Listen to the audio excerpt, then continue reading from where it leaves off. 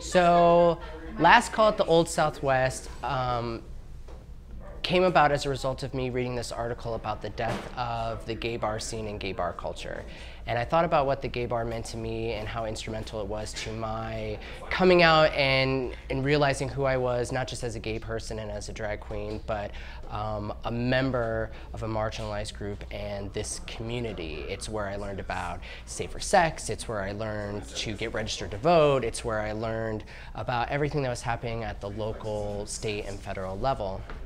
And so I thought about this upcoming generation and where are they going to learn about the history of our people? Where are they going to learn about the activists and the rabble-rousers and the individuals who paved the way for us to be here having this conversation right now?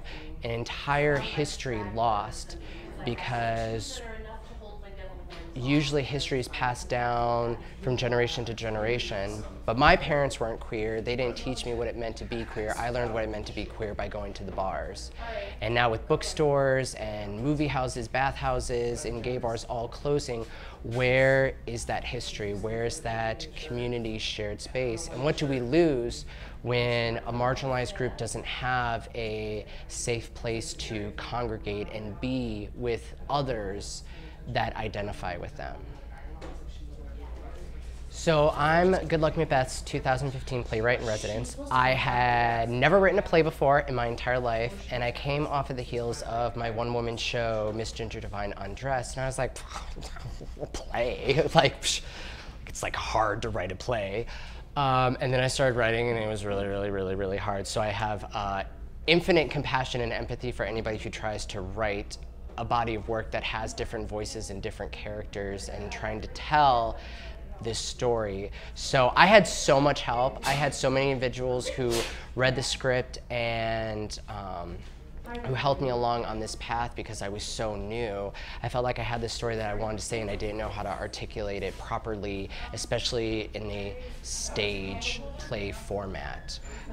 So I'm really grateful to everyone and anyone who took the time to read it and give feedback and bring this project to fruition.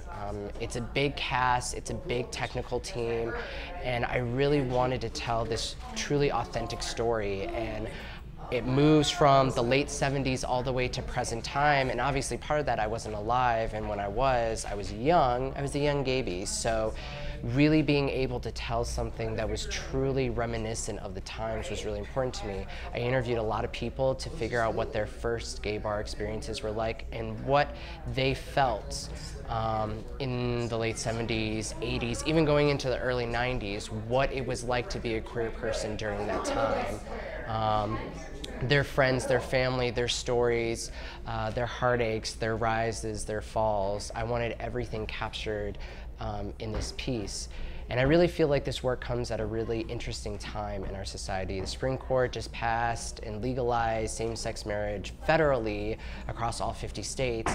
And what does that mean for our people? So now you can get married legally anywhere in the world, but does the perception of LGBT folks, has it changed? Are people more socially accepting and loving of this marginalized group, even though we've gained legal rights?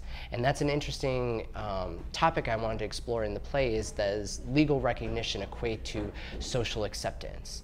And are we kidding ourselves when we get these grand victories, which they are, and we should celebrate them truly, but there are still people out there, the idea of two men or two women kissing, or someone displaying different gender mannerisms or dress, that causes a visceral reaction of hate and disgust within them. And how do you change that? How is there an ordinance or a law or an amendment that will change the minds of people who are so filled with hate and shame and disgust for another group of people?